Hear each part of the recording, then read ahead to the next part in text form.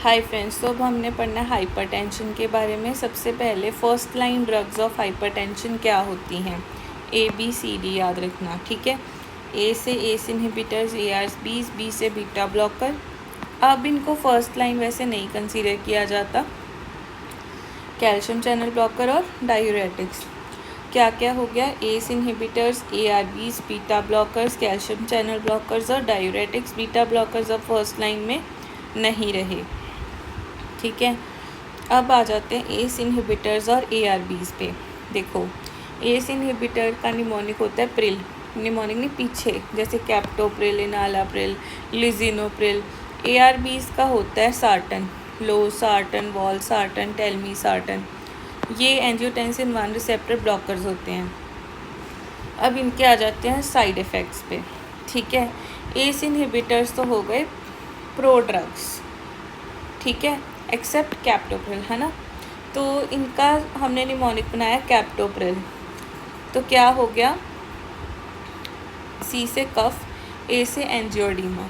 ये दोनों चीज़ें हो रही हैं ब्रेडिकाइनिन की वजह से, क्योंकि अब ये इनएक्टिवेट नहीं हो पा रहा, ठीक है। तो कफ और एंजियोडीमा ARBs में नहीं होगा, ठीक है।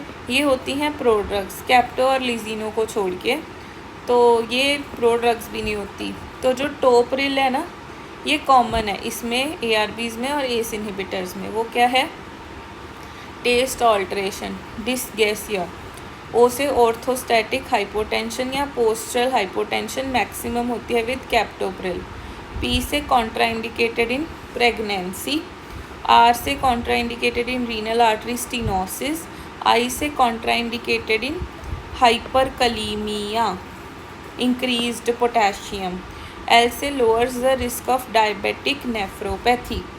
तो क्या क्या हो गया, अब हम इसको टेप लगा देते हैं और हम इसको करते हैं रिवाइज। देख लो साथ साथ, C से कफ, A से एंजियोडीमा, P से prodrugs except captopril, lisinopril, T से taste alteration, dysgeusia, orthostatic hypotension, postural hypotension maximum with captopril, contraindicated in pregnancy, in renal artery stenosis भी कॉन्ट्राइंडिकेटेड है, इंक्रीज इन पोटेशियम पे भी, और risk of diabetic nephropathy decrease करते हैं। तो क्या था, कफ, एंजियोडीमा, प्रो ड्रग्स होते हैं एक्सेप्ट कैप्टो और लिजिनो। T से था taste alteration, dysgeusia, orthostatic hypotension, postal hypotension max with captopril, prodrug contraindicated in pregnancy, contraindicated in renal disease, increase in potassium पे भी कॉन्ट्राइंडिकेटेड। L से लोअर करते हैं रिस्क ऑफ डायबिटिक नेफ्रोपैथी, ठीक है। अब उसके बाद क्या है, उसके बाद ये सेम इसके ARBs के भी हैं, ठीक है। T से हमें भूल गया था, टेस्ट ऑल्ट्रेशन, डिस्गेसिया। तो अब इसमें क्या है, इसमें बोलते हैं टेलमीसार्टन एक PPAR गामा एगनिस्ट है, ठीक है। तो ये क्या करता है, इंसुलिन रेजिस्टेंस को भी रिवर्स करता है, PPAR गामा एगनिस्ट। तो इसको हम डायबिटीज़ वगैरह में देते हैं, पर ये कॉन्ट्राइंडिकेटेड होते हैं इन सीवियर रीनल फेलियर, क्योंकि ये पोटेशियम इंक्रीज़ कर देते हैं, ठीक है। तो और लीवर फेलियर में भी ये कॉन्ट्राइंडिकेटेड होते हैं एक्सेप्ट इप्रोसार्टन और ओल्मीसार्टन। कौन से दे देते हैं, इप्रोसार्टन और ओल्मीसार्टन, ठीक है। EO, इसको याद कैसे रखना है, LEO। लीवर फेलियर में इप्रोसार्टन, ओल्मीसार्टन दे देते हैं। लीवर फेलियर में इप्रोसार्टन और ओल्मीसार्टन दे देते हैं। रीनल फेलियर में तो बिल्कुल ही नहीं देते, क्योंकि हाइपरकलीमिया कर देते हैं। फिर उसके बाद हम आ जाते हैं स्पेशल सिचुएशंस। अगर हाइपरटेंशन प्रेगनेंसी में है तो oral labetalol more than methyldopa, ठीक है। प्रेगनेंसी में बेटा चाहिए, लाओ बेटा मेरा डोपा, है ना। तो oral labetalol more than methyldopa. और अगर एमरजेंसी आ गई तो फिर IV लाबिटालोल। प्रेगनेंसी में लेबिटालोल ही है, नॉर्मल है तो ओरल, इमरजेंसी है तो IV। सेकंड चॉइस है मिथाइल डोपा मम्मी, ठीक है। फिर हाइपरटेंशन वैसे इन जनरल हम उसमें देते हैं थायाजाइड्स, और अगर इमरजेंसी है तो निकार्डिपिन ओवर नाइट्रोप्रोसाइड। वैसे हाइपरटेंशन में थायाजाइड्स देते हैं, और अगर प्रेग्नेंट इमरजेंसी हो जाए तो निकार्डिपिन ओवर नाइट्रोप्रोसाइड। और रेजिस्टेंट हाइपरटेंशन जो मोर देन 3 ड्रग्स को रेजिस्टेंट होए इंक्लूडिंग थायाजाइड्स तो स्पाइरोनोलैक्टोन देते हैं। अब टेप लगा के याद करेंगे। प्रेगनेंसी में oral labetalol more than methyldopa, emergency pregnancy में आईवी लाबिटालोल, वैसे थायाजाइड्स, फिर एमरजेंसी में निकार्डिपिन मोर देन नाइट्रोप्रोसाइड, फिर रेजिस्टेंट में स्पाइरोनोलैक्टोन। अब देखो बताओ, प्रेगनेंसी में oral labetalol more than methyldopa, emergency में आईवी लाबिटालोल, वैसे थायाजाइड्स, यहाँ पे निकार्डिपिन मोर देन नाइट्रोप्रोसाइड, यहाँ पे स्पाइरोनोलैक्टोन। फिर आ जाते हैं हम पल्मोनरी हाइपरटेंशन पे। पल्मोनरी हाइपरटेंशन में क्या होता है, पल्मोनरी हाइपरटेंशन में हम यूज़ करते हैं सेप्स या कैप्स कह लो, यानी calcium channel blocker, endothelin antagonist, phosphodiesterase inhibitor, prostaglandins और सेलेक्सीपैग, ठीक है। कैप्स याद करना था, calcium channel blocker, endothelin antagonist, prostaglandins, phosphodiesterase inhibitor और सेलेक्सीपैग। कैल्शियम चैनल ब्लॉकर में क्या होता है, ये अगर वेजोडाइलेशन इनको देके क्या होगा, वेजोडाइलेशन टेस्ट होएगा पॉजिटिव लेस देन 5% केसेस में, है ना। तो वहाँ ड्रग ऑफ चॉइस होती है डायहाइड्रोपिरिडीन्स लाइक अम्लोडिपिन। और वैसे ड्रग ऑफ चॉइस है एंडोथिलिन एंटागनिस्ट, बोसेंटन, एम्ब्रीसेंटन, ठीक है। क्या क्या, बोसेंटन और एम्ब्रीसेंटन। उन्होंने बोला कि अगर कैल्शियम चैनल ब्लॉकर देना है तो वेजोडाइलेशन टेस्ट होना चाहिए पॉजिटिव, जो लेस देन 5% लोगों में होता है, तो उनमें डायहाइड्रोपिरिडीन्स देते हैं जैसे कि अम्लोडिपिन, ठीक है, डायहाइड्रोपिरिडीन्स जैसे कि एम्लोडिपिन।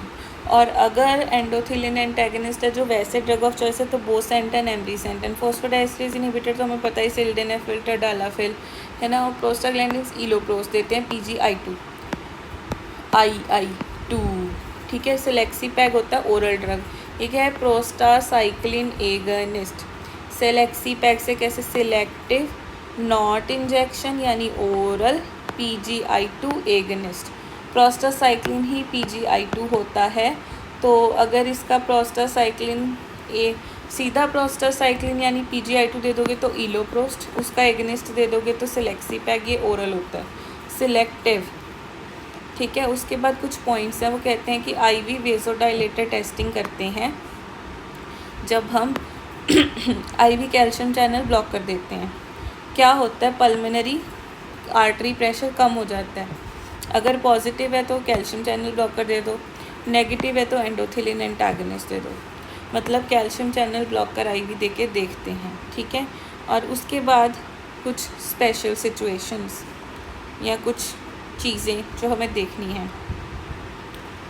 इन्होंने बोला है कि साइड इफ़ेक्ट हैं जो एंटी हाइपरटेंसिव्स के, ठीक है, ड्रग्स के।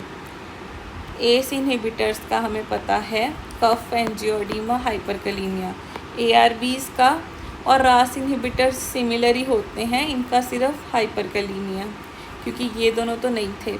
बीटा ब्लॉकर्स का, चलो इस पे अब लाइन वाइज आते हैं। वेजोडाइलेटर्स हम देते हैं जैसे हाइड्रालनाजीन और नाइट्रोट्राइग्लिसरीन, तो इसमें क्या होता है, एकदम डाइल्यूशन होएगी, एकदम BP घटेगा तो एकदम रिफ्लेक्स टैकीकार्डिया होएगा और इससे होएगा सिर दर्द, ठीक है। बीटा ब्लॉकर क्या करते हैं, अस्थमा में हमें पता है कॉन्ट्रा इंडिकेटेड होते हैं, डायबिटीज़ में कॉन्ट्रा इंडिकेटेड क्योंकि हाइपोग्लाइसीमिया के वार्निंग सिम्टम्स को मास्क कर देते हैं और हार्ट रेट कम करते हैं। तो क्या क्या हो गया, कॉन्ट्रा इंडिकेट वर्सन करते हैं अस्थमा को, डायबिटीज़ में हाइपोग्लाइसीमिया के वार्निंग सिम्टम्स को मास्क करते हैं और हार्ट रेट कम करते हैं। कैल्शियम चैनल ब्लॉकर C से है, C से कॉन्स्टिपेशन और एंकल एडिमा। C से कॉन्स्टिपेशन, बैठे रहोगे, स्ट्रेनिंग स्टूल करोगे तो पानी तो जमा होएगा ही नीचे, एंकल एडिमा। डायूरेटिक्स क्या करते हैं, अब ये देखो ये करते हैं हाइपोकलीमिया, हाइपर यूरिसीमिया, ठीक है। उसके बाद मिथाइल डोपा करता है हीमोलिटिक अनीमिया, क्योंकि मम्मी के में खून निकलता ही है जब बेबी होता है। क्लोनिडिन करता है रिबाउंड हाइपरटेंशन। तो अब मैं इनको छुपा रही हूँ, हम करेंगे रिवाइज। साइड इफ़ेक्ट्स हमने साथ के साथ सारा याद कर लेना है, मैंने इसीलिए लिख के रखा हुआ है ताकि मैं आपको याद कराने में टाइम लगा सकूं, ठीक है। तो सबसे पहले क्या चीज़ है, वेज़ोडाइलेटर्स, हाइड्रालाजिन, इनका है रिफ्लेक्स, टैकीकार्डिया और हेडेक। एस इनहिबिटर्स का कफ, एंजियोएडिमा और साथ में हाइपरकलीमिया, ठीक है। इसका रास और एआरबीज का कल्ला हाइपरकलीमिया। बीटा ब्लॉकर वर्सन करते हैं अस्थमा को और हार्ट रेट को कम करते हैं, और साथ में क्या करते हैं, डायबिटीज़ में हाइपोग्लाइसीमिया के वार्निंग सिम्टम्स को मास्क करते हैं। कैल्शियम चैनल ब्लॉकर्स क्या करते थे, constipation, ankle oedema. Diuretics diuretics क्या करेंगे, पता याद नहीं। Methyl dopa haemolytic anaemia, clonidine rebound hypertension.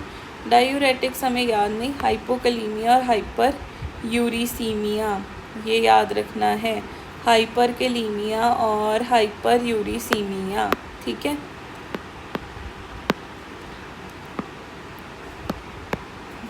उसके बाद आ जाते हैं हाइपरटेंशन इन प्रेगनेंसी।